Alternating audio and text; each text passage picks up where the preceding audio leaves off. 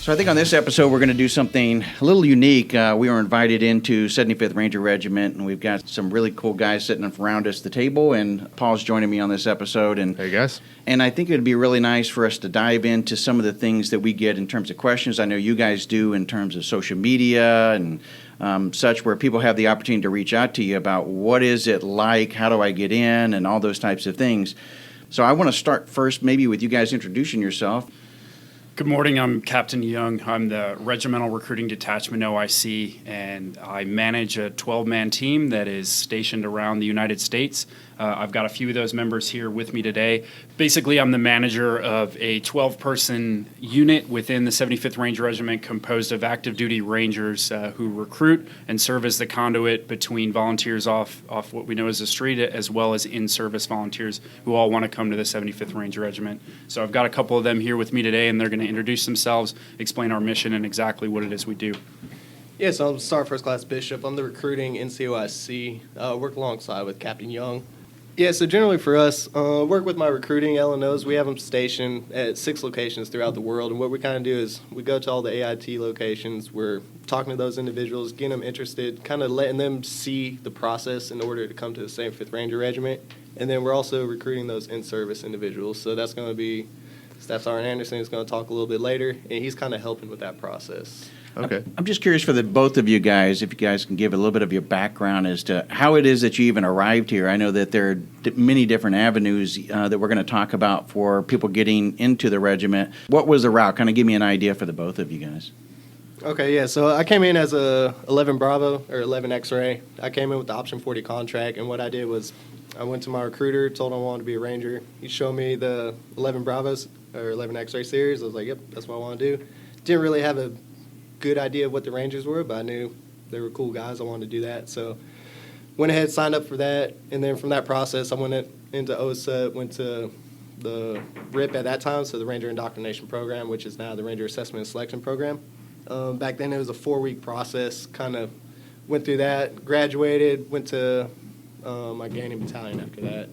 Okay, and you ended up at 3rd Bat. Yeah, so Right. I was over at 3rd Bat. I was there, so I've been in 11 and a half years now. Spent majority of my time there before Wow. I moved over to RSTB as the Air NCO, and then now I'm working as a recruiting detachment. What I find so fascinating about that is that, at least back in the day, and I think it's still pretty true, that 2 years is about the average, or 3 years for guys being in regiment in one of the battalions. And so when I meet people that have been 10, 11, 15 years, blows my mind. Yeah, it's kind of the perk of being here in the regiment, to where we get that stability and we can kind of settle down, be in one location, and you get to grow up with the same guys, just work year round. So Yeah, very cool. And you sort of have a similar story, right? Sergeant Tagami, why don't you introduce yourself? Yeah, so I'm Staff Sergeant Tagami. I am the Fort Benning liaison for the recruiting detachment. My principal duties as the Fort Benning liaison are to go to each infantry one-station unit training company and conduct briefs, and then kind of screen all the soldiers in that company, figure out who wants to go to the Ranger Regiment, provide them a volunteer statement, then give them the opportunity to volunteer to attend RASP. I also do the same process with every airborne school company. So infantry OSIT and airborne school, every company, every class, I conduct briefs, take volunteers, and get them assignments to attend RASP, give them the opportunity to join the Ranger Regiment. So like Sergeant Bishop, I joined the Ranger Regiment with an option 40 contract. I kind of had the benefit of having a close childhood friend who spent 4 or 5 years in 1st Ranger Battalion. So before I was even in the Army, I had a pretty good idea of what the Ranger Regiment was about and what made them different than the rest of the military. So coming in, I had a good idea of what I was getting into and kind of the challenges I was going to face. Along with that, I had a relative who was also in the Ranger Regiment. So I went to basic airborne RASP, was assigned to 3rd Ranger Battalion. And kind of similar to Sergeant Bishop, I haven't been in quite as long, but in for about 9 years. But I spent almost 8 years in the same platoon. This is the first job I've had in the Army outside of the rifle platoon that I was assigned to when I first graduated from RASP. So it's a pretty cool opportunity. Yeah, that's pretty rare that you get to do that. It's funny because now you were the first Ranger I met, your counterpart, I guess like 15, 16 years ago now. And I was in airborne school, and I went with a Ranger buddy of mine to a RIP brief. It's now a RASP brief, and I didn't want to go. I had orders to Italy, and I thought that's going to be real cool. But my buddy couldn't go without his battle buddy, so I'm sitting in the chair, and some E6, just like you, showed some videos of people on dirt bikes and people jumping out of airplanes and stuff like that. And yeah, I never made it to Italy. I just ran down the street to Ripon Dock. So changing lives, man. Yeah, I mean it's a cool opportunity. I think the real goal of the job, like from a broad spectrum standpoint, is I'm not trying to like force kids to volunteer, but somebody who's in airborne school and they're going to go to what seems like a really cool installation, which it probably is, like going to Vicenza with the 173rd, super cool opportunity, but a lot of them just don't know that there's another opportunity right down the road at RASP that it'll be very different and probably a little bit more difficult, but equally cool, probably cooler depending on who you ask. So just trying to like get the word out that it's even available to them. Yeah, no, I think that's absolutely crucial because looking back, I remember I didn't even know what a Ranger was. I just knew they were cool guys, and they had a special hat, and they kicked a bunch of ass, and I didn't know how to get there. I didn't know if it was an option to me or if I had to go to my gaining unit first or whatever. So, Before we get to Sergeant Anderson, I want to go back to Captain Young because Captain, as being an officer, how was it that you came into the pipeline yourself? So, unlike these two fine Ranger NCOs, it took me about 7.5 years to get to the Ranger Regiment. So, back in 2011, I graduated and commissioned from Indiana University. I was an ROTC grad, Reserve Officer Training Corps grad. I went to Infantry Basic Officer Leader course and then Ranger School as a platoon leader in the 101st and a company commander in the 82nd, and finally applied. And very grateful to gain acceptance to this organization. So if you're an officer, you can apply at a number of different windows within your career from 0 years to 20 years in service and essentially get hired. Now, you were a first lieutenant when you came in, or were you already a captain at that time? I was a second lieutenant when I commissioned. Okay, yeah. Yes, and I reached the regiment as a captain. Oh, as a captain, Yes. really? Okay. See, that's new to me as well. I always thought that first lieutenants were typically the way in, not beyond that. Correct. So you can apply as a first lieutenant, typically after about a year with your first unit or duty station. The reason we do that is it allows some maturity, some experience on the job as a first lieutenant, as well as an officer evaluation report. So once we receive that, there's a number of different documents and requirements that coalesce to form a full application. And then we determine if that particular candidate is a good fit for the regiment. We'll onboard them through RASP 2, which stands for Ranger Assessment and Selection Program 2.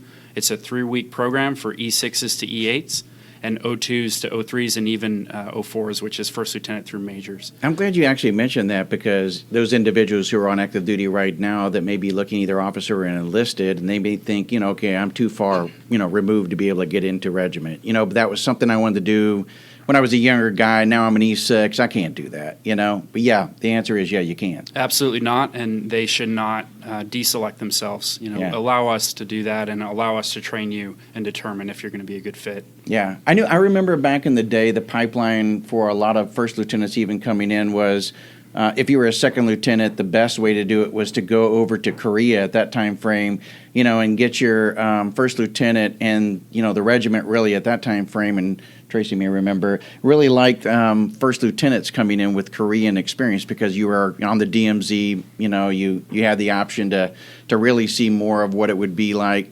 And, so it's really cool now that I hear all of this because I think it's either much different or I just wasn't, aware of that information. So I appreciate you sharing that. Sergeant Anderson, let's not forget you. Hi, I'm Steph Sergeant Anderson. I work here at Fort Benning. I'm an in-service recruiter. I basically answer most, if not all, emails that come into us. I've been in Ranger Regiment my entire career, which I went Option 40, 11X, back in 2008, and went OSUT, Airborne, then RIP, then came to 1st Battalion. And I was there until 2017 and came up here to be a recruiter. So when you're a recruiter, you're not 79, you're not you didn't go through USAREC and get the badge and all that then? No, I'm still 11 Bravo right now. Okay. See, people might hear that and they go, oh, gosh, Sergeant Anderson, he's a recruiter. So I just wanted to clarify. He's one of the good guys. Yeah. But let's rewind now that we're talking about that and go back to, USAREC. So a lot of people are not, again, really sure if this is something that they want to do. If they are, they go down to the recruiter and they say, hey, listen, I've heard about this thing called Option 40, or they just may say, hey, I want to be a regiment, be in a regiment. Now, I was on the recruiting side. I was on the bad guy side. So, we knew that when you went down to MEPS that it was going to be the guidance counselor. After you made it to the ASVAB, you made it to the physical, you were going to sit down with the guidance counselor and you were going to get the options laid out as what MOSs you were qualified for, based on your red-green color blindness and hearing and everything else that went into your physical. And if the individual didn't know to ask for option 40, they may not, because they may be looking at specific MOSs at the needs of the Army at that time frame. That's going to be the first pitch they're going to lay on them. And then the second pitch is going to be maybe what you want. So what I used to tell people is that, listen, if you don't see the option available and that's something you're dead set on, then go back. You don't have to enlist that very first time. And this is not something you guys got to answer. I'm just putting that out there for the people who are listening who may be interested. Go back down to the MEPS, a second time, a third time, when the option 40 may not be available. Or we're going to talk about other routes that still may lead to that same path that they may not be familiar with. So let's say you get option 40 and you come in. What does that really guarantee in an individual coming in with an option 40 contract? So your option 40 contract, that's what's going to guarantee you the chance to actually come to RASP. So anyone who doesn't have that, they're going to go through OSUT. If they have an option 4 contract, they'll go to airborne school, then they'll go to their unit within the Army. That option 40, that's guaranteeing you the chance to come to the Ranger Assessment Selection Program and actually try out for the 75th Ranger Regiment. Mm-hmm. So there's no guarantee you're going to be wearing a tambourine. It's not like you're going to go through, get that option 40 and go, I'm already there, guys. Yes. You still got to make it through OSUT. You still got to make it through airborne. You still got to make it through RASP. There's no guarantee once you get to airborne school or OSUT, any basic training really, because we take all option 40s. It's all the MOSs. It's not just your 11 series. But those individuals, they're still going to have to pass the course. Whatever that basic training curriculum is, they're going to have to pass that. Once they pass that, then they'll go ahead and move on to AIT, or if it's the 11 series, they're going to be in OSUT. They're going to pass that, and then from there, that's when they're actually going to come to us, and then they'll have to pass our standards. And then once you do pass the RASP standards, you'll go to airborne school, and we're going to require you to pass those. If you don't pass that, then it's still going to be you didn't fulfill the option 40 contract. But most individuals, they're going to pass airborne school. It's a fun school. Go there, have the time of their life for 3 weeks, and they're going to come to their gaining battalion. Right. Cool. And that option 40 contract, does that guarantee which battalion you're going to go to, or does that depend on something else? So option 40 contract, the only guarantee that gives you is the opportunity to attend RASP. Beyond that, that's the only guarantee that option 40 gives you. Which battalion you end up at typically is going to be based on the needs of the regiment. So based on your MOS, which battalion needs another ranger of your MOS the most, that's where you're going to end up. There's obviously, we're human beings here too, so there's extenuating circumstances that can affect that one way or the other on a case-by-case basis. But generally speaking, when you graduate RASP and graduate airborne school, you're going to go to the battalion that needs you with your specific skill set the most. So let's back up too a little bit, because it's not just infantry that can get into regiment, right? And so there's a ton of different MOSs. So people who are listening to this, they automatically assume that a person that's in, becomes a ranger and works in Ranger Regiment, is assigned to a Ranger Regiment, is an 11 series. That's incorrect. Completely incorrect. So there's over 100 ways to be a ranger. I think we're up to 67 MOSs on the enlisted side, with some of our newest additions being the cyber warfare soldiers, the 17 series.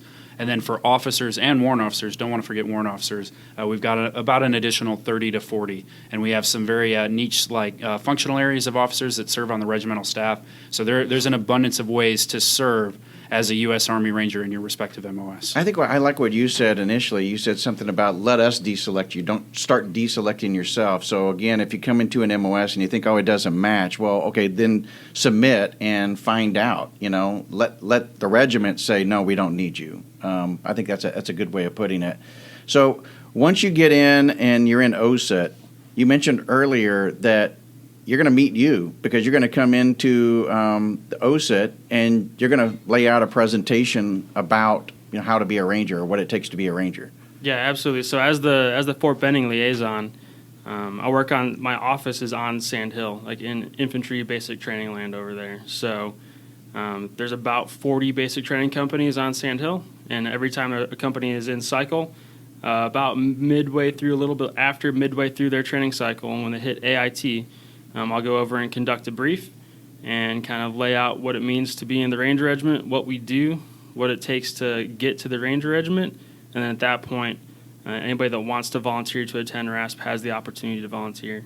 There's some hard and fast qualifications to join the Ranger Regiment that I go over, but once I've screened all those applicants, anybody that volunteers goes to RASP after they graduate OSIT. In almost every way, volunteering for RASP in OSIT is functionally identical to coming in with an Option 40 contract. There's zero difference in pipeline, no difference in pay, commitment to the Army in terms of length of service or bonuses. Everything is the same. So just because you couldn't get an Option 40 with your recruiter, because they do sell out, right? There's a given number of Option 40s available each fiscal year. They're spread out geographically across the country. So if a recruiter is telling you that, hey, like, I don't have an Option 40 to offer you right now, they're probably not lying to you. They're probably telling you the truth, because for your given MOS that you're trying to enlist as, they might just be out. There might not be any more contracts available for that year. Yeah. But if you qualify otherwise, based on GT score, citizenship, eligibility for a security clearance, and that you're active duty, you go to basic training and then AIT. There's liaisons just like me at Fort Huachuca, Fort Jackson, Fort Lee, and Fort Gordon. So if you go to AIT at any of those locations, you're going to get a recruiting brief just like I do with the infantry OSIT companies. You have the opportunity to volunteer there. And like I said, functionally identical to coming in with an Option 40 contract. You're targeting, it sounds like, the locations of where the MOS pipeline are going to lead into regiment. So you guys are located at those specific locations where you can get those resources. Yeah, that's correct. So we have liaisons at all of the installations where there's AIT advanced individual training for the majority of the MOSs that we hire in the Ranger Regiment. Cool. I think just based on manpower, we can't support every single AIT location and have Rangers everywhere. But the biggest installations that produce the most soldiers and the MOSs that we're trying to acquire, we have liaisons there. And anybody else that's at an installation that we don't have liaisons, whether it's Fort Sam Houston if you're 68 series or Fort Leonard Wood, you can always reach out to us via social media, our recruiting email address. Reach out to us that way, and we can help you get through the process as well. Yeah, and that's one of the good things we do. We also have a LNO over at Fort Seal who's handling that location. But those locations, like Sergeant Tagami was saying, so your Fort Sam Houston, your Fort Leonard Wood, we were actually there last week doing recruiting trips for those individuals, giving them the opportunity to go ahead and sign a volunteer statement. And we're trying to hit those locations to where we're going to be out there at least once every 4 to 6 weeks. So that way every individual who is going through AIT will see us at least once, and then they'll have that opportunity to volunteer. Oh, that's great. You guys are taking it on a road show. Yeah, so we travel constantly, and then I'm sure we'll get into it later also with the in-service recruits, but we're going to all the installations, just kind of giving them the brief, let them know what we do, just so we kind of spread the knowledge, let everyone know how to get into the regiment and make it as easy as possible. Yeah. So if you are in service and you want to come to the regiment, what does that look like? So for anybody that's in service that wants to volunteer for the Ranger Regiment, what we require is basically from your DoD sourced email, we want your most updated SRB, your soldier record brief, in PDF format. And we go over it, screen and make sure you're qualified. Then we'll send you out a RASP 1 or RASP 2 packet, depending on your rank.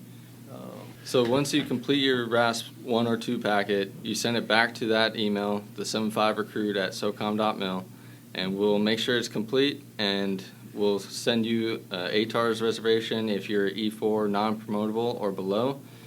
E5 or E4 promotable and higher, we'll put you on the NCO hiring portal to get approved by the RSM and Gaining Battalion CSMs before you'll get your RASP slot. Now, if you're not qualified based off your SRB, we'll actually tell you what you need to do to be qualified if it's possible.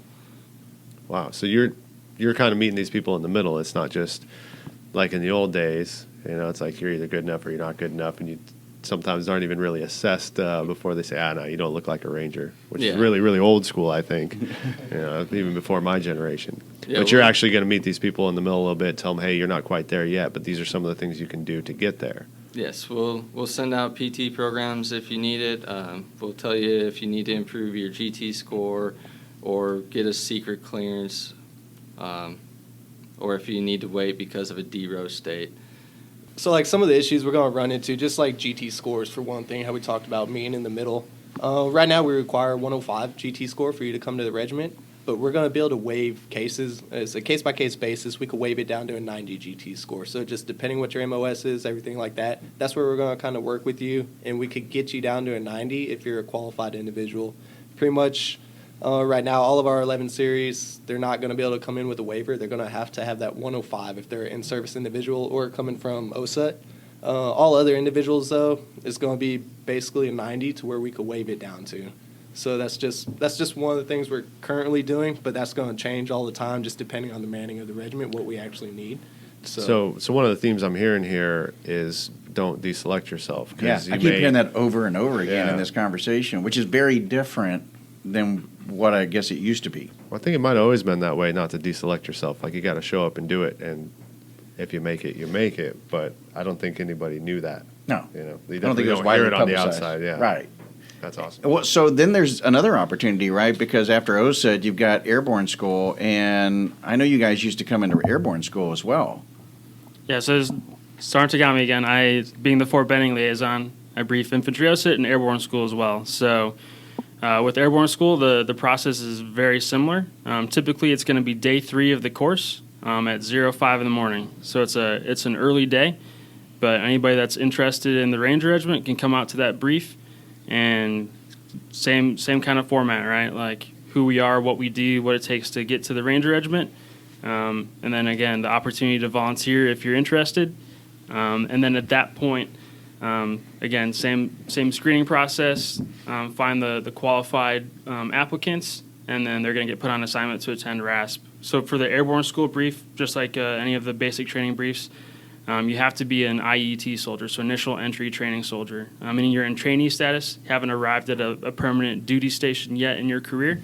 And if you are that sort of soldier, you can volunteer in airborne school, and then immediately upon completion of airborne school, we come and pick you up, bring you over to pre-RASP the day of graduation, and then you're in the pipeline to attend RASP as soon as you graduate from airborne school. Okay, so then if you are in airborne school and you are currently in service at a unit, you would probably talk to Sergeant Anderson in that case. Yeah, so because you'd be an in-service recruit. Yeah, absolutely. So if you're in service, there's nothing that I can do like on the fly to get that soldier to RASP, just because there's a lot that goes into that. Right. Their unit probably paid their TDY to get them to airborne school. Right, you belong to somebody. Yeah, like you there's somebody you report to, so I can't just like pull you out and put you in RASP. It wouldn't work. So I have them come to the brief pretty commonly.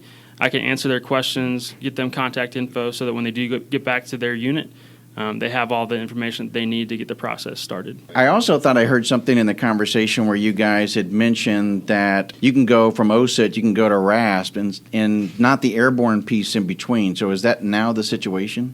Yeah, so now the current situation is we're going from OSUT to RASP, and then we're going to go ahead and send those individuals to airborne school. We're just kind of doing that because it was being sold for the Option 40 contract as, hey, you sign an Option 40 contract, you're going to go to basic training, you're going to go to your AIT, you're going to go to airborne school, and then you'll just drop your contract, and then you'll go to the regular Army. That's how you're going to be able to get that just airborne slot, and you could be in an airborne unit. So to kind of counter that, we have individuals actually coming in with the Option 40 contract.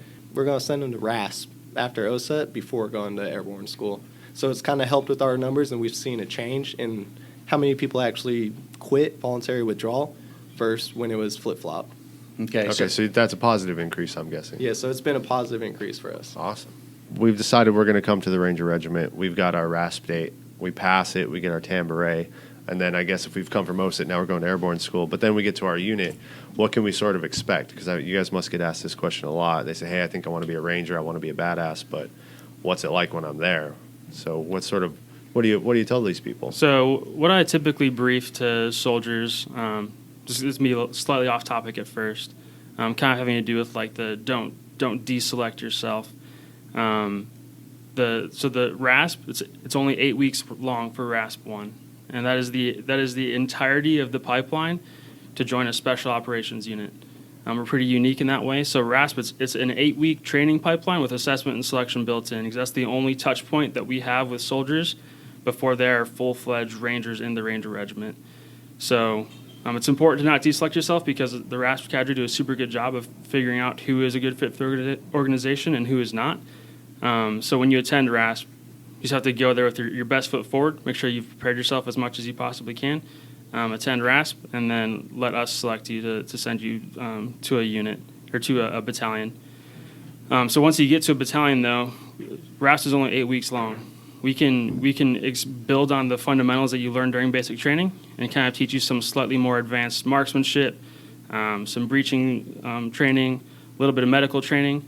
But then from there, you're going to get thrown into an environment where you have team leaders and squad leaders who are all extremely professional, pretty experienced, and have a very good grasp of training Rangers to like a very high level. RASP is going to get the rough edges smoothed out, but then your team leaders and squad leaders at your battalion are going to be the ones who truly like train you and make you into a Ranger in the Ranger Regiment.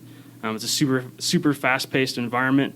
You're going to feel like you're going a million miles an hour for the first few months that you're there, but it's super worth it, and it's going to be a lot of work, but you're going to see vast improvements in yourself, whether that's physically, tactically, technically, everything in a pretty short period of time. Okay, so I'm going to show up, and I'm not just putting on my tambouret and then throwing in a dip and kicking my boots up on a desk. It's going to be pretty intensive training day in and day out, I guess. Yeah, that's one of like the common phrases you hear in the Ranger Regiment, is that it's super easy to get there, but it's super hard to stay. It's a very competitive environment. So graduating RASP is step one. You're going to get into the Ranger Regiment graduating from RASP. But the things that are required of you to stay in the Ranger Regiment, it's a very high level of performance, professionalism, discipline. So you're going to show up having graduated RASP, and that's an accomplishment. I mean, not to downplay it at all, but your performance once you get to a battalion and you start training and deploying and being expected to perform yourself, perform as a Ranger should be performing, that's when it truly gets hard. So there's a lot expected of you. We've actually talked about that before. We try to tell people that you earn that beret every day, and that's how I remembered it, and I think that's what's important. But I think when people want to know, okay, well, what is that like, and why is it so difficult and challenging versus the conventional Army? What would you say? I would say it differs. Just mainly the big thing, safety briefs, anything like that you get before the weekends. Your first sergeant's going to talk to you in pretty much every safety brief. They're going to have their hands up. They're going to have their beret in one hand and then just empty hand in the other. This is going to be your scale. Any decision you make, you're going to have to weigh that decision. Like, are you going to want to make this decision, lose your tambouret, or you going to make the bad decision and be RFS? So that's the good thing or special thing about the regiment is we have RFS, which is release for standards. So if you're not upholding the Ranger standard, you will be released, and you're going to be sent out to the regular Army conventional forces. So that's why we kind of have that scale. Like, make your decisions. Do you want to keep that tambouret, or do you want to move out to the conventional forces? So that's a popular thing, and that's what kind of holds individuals accountable to where, like, you have to work every day. You have to earn your spot in the regiment. Maybe in the day in the life, you can explain why Ranger Regiment is so important to the Army and what you guys do. As a whole, the Ranger Regiment is between a 3,000 and 4,000 person organization that responds to the biggest national threats to our international policy, and can be deployed worldwide within 18 hours. So that's a very unique capability that we bring to bear. There's a couple commonalities between all Rangers, and one of the things is that they like being part of organizations that are bigger than themselves. So the belonging to a team, especially a team that holds itself in such high esteem and standards, is very important to a lot of us. And the difference between the rest of the Army and this organization, the Army has standards as well.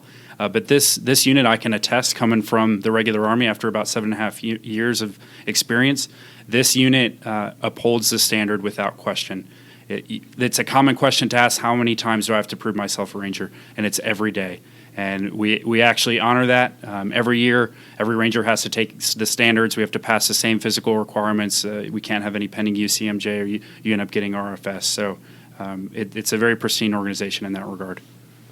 Okay, and so what are some of the things that you guys enjoy most about being Rangers in your careers? You guys have all been here for a long time, with the exception of you, Captain Young, and you've weighed that beret against that empty hand quite a few times. So obviously it's not just pride, but there are some other perks. What are some of those things that you guys Well, not think? just that, but I think there's a lot of people that say, hey, listen, I don't know if I want to go there because my perception of what that is inside that fence is maybe very different than what you guys, obviously, from your longevity, you're living it. So if you're living that standard and you're living that lifestyle, there must have been something that kept you here. Yeah, it's not all hard work and training, right? No, I mean, it's not. I think a lot of us would say it's a love-hate relationship because it's hard. There's lots of times when it is really hard, but there's lots of times when you get that enjoyment and fulfillment. Everyone here is like-minded individuals. Everyone's very driven, motivated. You don't have to tell individuals what to do here. They're gonna assign themselves to go ahead and knock out tasks. They know we have certain training coming up. They're not gonna wait for their team leader, their squad leader to tell them back, hey, we need to get chem light bundles or we need to get any kind of thing like that created. They're going to go ahead, take the initiative, and they're going to start working. They're going to start preparing. They're going to be ready to do whatever the next assignment is. So I think the biggest thing is everyone here is self-driven. They're motivated, like personalities. Majority of the individuals here, they come from sports teams, things like that. They've been on the higher teams. They want to keep achieving more. So I think that's just the biggest thing. Everyone wants to achieve, and everyone wants to be around individuals who are going to achieve because that's going to push you to be a better soldier, a better Ranger. I think there's kind of two important points here. We talked about everybody goes to RASP. One thing we kind of failed to mention leading into this point in the conversation is RASP is the exact same for every single candidate, whether they're a cook, a mechanic, an IT specialist, an infantryman, it doesn't matter. Every single candidate is expected to perform in the exact same way. The standards are the same for everybody. Everybody does the same training. So when you graduate after 8 weeks, the cooks have shot exactly as much as the infantrymen have. And the mechanics have done just as many door breaches as, the combat engineers. There's zero difference. In terms of the 3 battalions, so we have 3 infantry battalions, 1st, 2nd, and 3rd. Capability-wise, those battalions are identical. We're not like different special operations units where there's different teams or organizations within that unit that specialize in a certain thing. Every Ranger battalion is capability-wise the same. We're all capable of the same mission set, and what that provides for us is a little bit of continuity. Going through a deployment and training cycle, there's zero extra work that needs to be done to ensure that we can do good handoffs overseas or go home and pick up training. And then along with that, it also gives us a lot of kind of flexibility. As an organization, we can perform missions as small as a team-size element doing reconnaissance, all the way up to back in 1989, Operation Just Cause is a regimental level airfield seizure. So having 3 battalions that are all capable of the same things at a very high level gives the regimental commander and the Army a pretty adaptive, flexible force that it can use at varying levels of size and how they actually implement the force. And at a moment's notice, it sounds like to just about anywhere in the world. Very quickly. Yeah, I think it's important to make people understand that everybody is going through the same thing and same challenges on a daily basis. There's an equal mutual respect, and it's a little bit different, I think, when you're out and you're maybe assigned to an airborne unit, or you may be in the conventional Army or something like that you may not still feel that same camaraderie that you guys feel. There may be some disjointedness, combat support versus combat arms or something, but in regiment here, you're on an equal footing. Absolutely, I'll speak to that. So shared hardship builds cohesion and camaraderie, and I think that's a value or a touchstone that the regiment lives by. And also to digress about what Sergeant Tagami was talking about, I want to make sure that we mention the other 2 battalions and the parent organization of the regimental headquarters. So there's also a regimental special troops battalion, which has a reconnaissance company, a communications company, and an HHC, as well as a very essential, which we're going to talk about in a little bit, the regimental selection and training company. So that's a force-generating company that is that gateway or pathway that enables initial entry training soldiers and other in-service volunteers pass through to become Rangers. And then also our newest addition, which was stood up in May 2017, which is a Regimental Military Intelligence Battalion. So that has a military intelligence company and a cyber electromagnetic activities company as well, in addition to an HHC. So all of these forces fall under the regimental headquarters, which is at Fort Benning, Georgia, and they coalesce to form this Ranger Regiment that's very adaptive and has a lot of organic capability. One of the things I think that stands out to me in this conversation, though, is around you guys, your longevity and how you speak so highly of it and being a part of the unit is what type of leadership traits do you think that you guys gain being a part of a special operations unit? And maybe this is, again, once a bit of a comparison, but I just think on a daily basis there's a leadership style and a way that you learn how to be a special leader in this type of environment. And those are the soft skills that you're going to take along with those hard skills as you separate out of the military. So what do you guys think, whether you've been in the conventional army or not, what do you think you're bringing from a soft skills perspective, either back to a conventional unit if you decide to go there, or if you go out and you transition out of the military to the private sector? I'll weigh in on this one as well to start, and then I'm going to kick it to the NCOs. But so it's embedded with our 4 charters. So when I say charters, there's 4 generals that essentially wrote letters outlining what the regiment should be. And part of that is that the regiment is responsible for being the best, but also benefiting the greater Army. So officers in particular serve on a rotational basis. So my clock is ticking. I'll be out of here in about a year and a half. And I'm entrusted to permeate these best practices and lessons learned back to the rest of the Army. So that's definitely one of our touchstones. So for me, in terms of leadership and like kind of the lessons that I've learned, having spent about 8 years in the same platoon, you have the opportunity to see a lot of changeover. Multiple platoon leaders, multiple platoon sergeants. I went from rifleman to weapons squad leader in the same platoon. So every single person within the platoon at some point changed while I was there. But the one overarching thing that I kind of took away from that 8-year experience is that at the end of the day, whether or not the platoon was going to succeed or fail wasn't based on, the equipment that we had or the training that we were doing. It was based on the people within the platoon. So understanding that as a leader, the most energy that I should be spending on anything should be spent on my subordinates, on the people that I am working on training and developing, because at the end of the day, I'm going to leave at some point. I did leave, and my platoon is still doing well, and not to my credit, but to the credit of the people who are still in that platoon. But just kind of understanding that, when I left, 3rd Ranger Battalion, the rifle that I used and the night vision goggles that I used were still there, but that didn't affect anything. So learning while I was there to hopefully my legacy to 3rd Ranger Battalion would be, affecting my subordinates in a way that would make them good leaders, or, hopefully better leaders than they would have been if I hadn't been there. But that's kind of been like the big overarching lesson that I've learned in terms of leadership. I find that really unique because I spent a little bit of time in the regular Army, and you would find leaders that they would mentor you, they'd develop you, but they weren't invested on an emotional level like they were in a Ranger Battalion. And I think it's important to point out, and you guys probably agree with me, like you form a bond, and Captain Young, you probably can see the difference. You walk into a platoon and some of these guys have been together for 6 years, 8 years, some of them longer. So you get more investment from your leadership, I think. Maybe you guys agree with that. Yeah, I think with that investment too. So we have like the Ranger Creed. It's kind of like the guideline of how Rangers should live their lives. And part of that guideline means that as Rangers, we should hold our fellow Rangers accountable to the principles like embedded in the Ranger Creed. So if we're doing our jobs and we're being accountable to each other, that means as leaders, as subordinates, as peers, we're holding ourselves to that standard on and off duty. So my responsibility to ensure that I'm helping out my Ranger buddies doesn't just exist while I'm at work at the range, whatever the case. It exists 24/7, 365. That's always my job.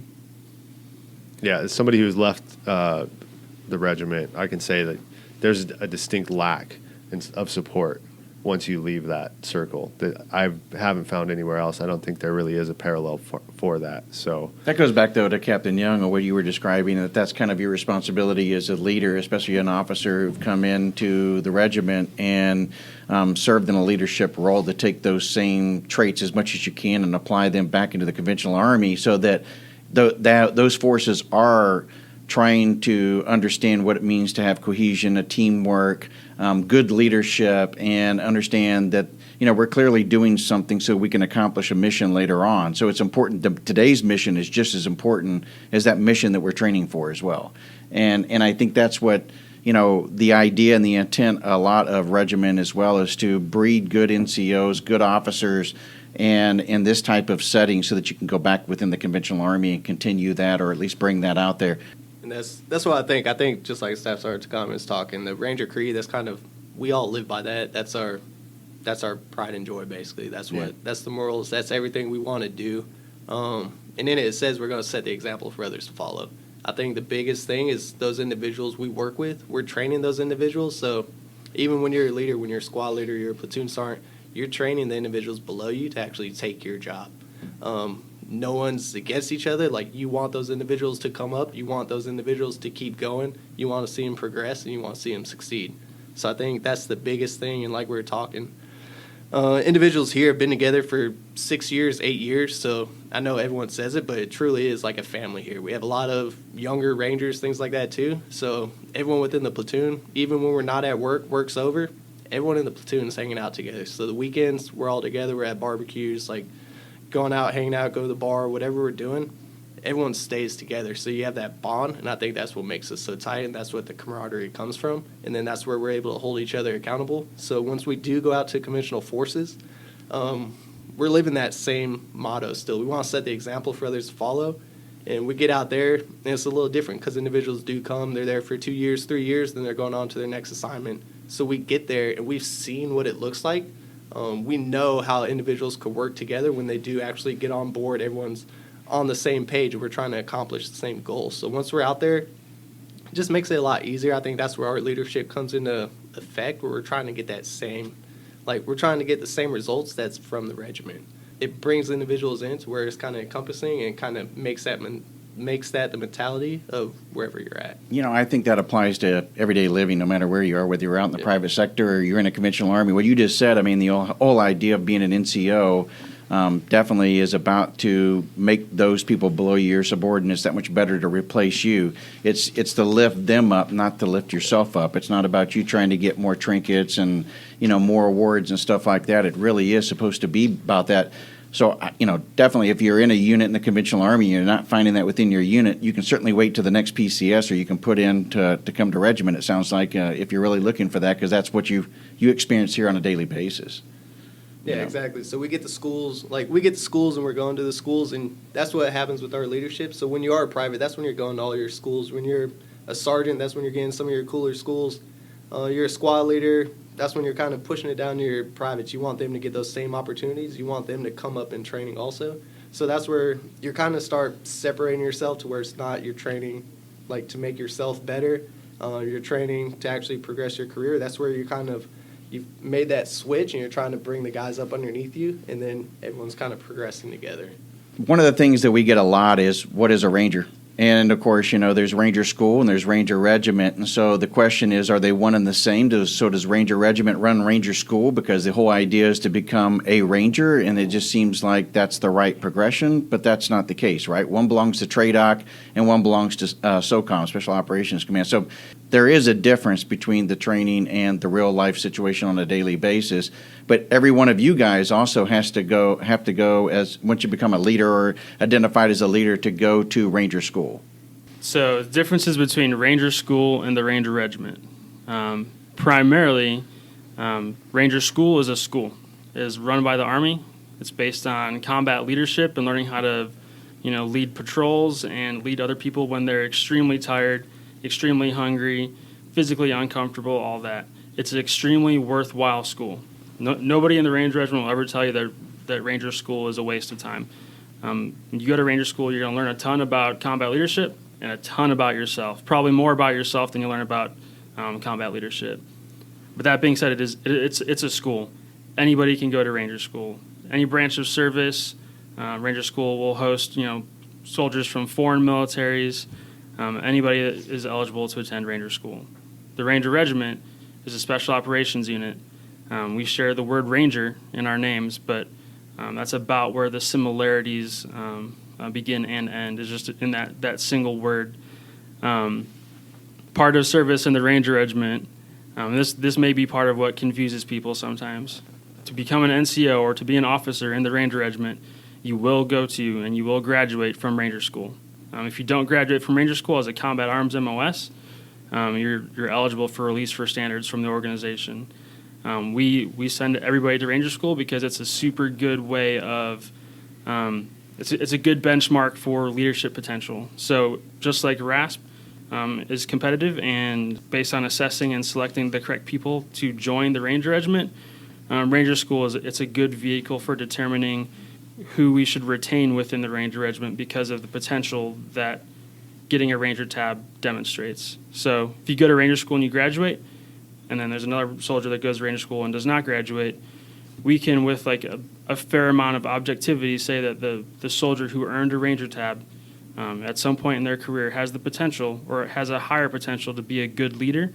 And that's the sort of soldier or the sort of Rangers that we're trying to retain within the organization, which is why every single Ranger goes to Ranger School. Yeah, and I'm glad you stated that because also I think it goes back to our earlier conversation about don't deselect yourself. So if you've gone through Ranger School, you can also still apply for Ranger Regiment. It's no different, but the fact that you have Ranger School is not an automatic qualifier. Yeah, absolutely. So having a Ranger tab makes you Ranger qualified, Right. And being in the Ranger Regiment makes you a Ranger. Right. Simple as that. I should dispel that. We had a very long, probably an hour and a half conversation about this subject, trying to explain it to personnel from the Navy and the Air Force because they were trying to say, well, what is a Ranger? Well, there's a Ranger and there's a Ranger. And okay, so you're a Ranger, and it got to a whole 2-hour conversation. I think it went to 1 o'clock in the morning, and then we were finally like, okay, we're just going to end this. It picked up the next day, unfortunately, but this is a heated conversation about what is a Ranger and how do you get in a regiment. And I know that you guys on social media, when you end up posting something like that, and you see a soldier who has a Ranger tab, but they don't have the scroll, they're not in Ranger Regiment. They go, well, that person's not really a Ranger or this. And then there's a whole debate goes on about 150 comments on a post. Well, I appreciate every single one of you guys coming on, Sergeant Bishop, Captain Young, Sergeant Tagami, and Sergeant Anderson. Thank you each for coming on the show and sharing your experiences and what you guys have done. I think it'll be not only educational, but I think a lot of people are just really curious about Ranger Regiment, what you guys do on a daily basis, what it takes to become one, and then not only that, but why would I even want to join? And then when it comes to the time when I leave there, what are the benefits of why I served? And if I make the transition, how easy is it going to be of what the lessons I've learned here to the private sector? I think we covered every single one of those things, and I appreciate you guys taking the time to join us. Thank you. Thanks much.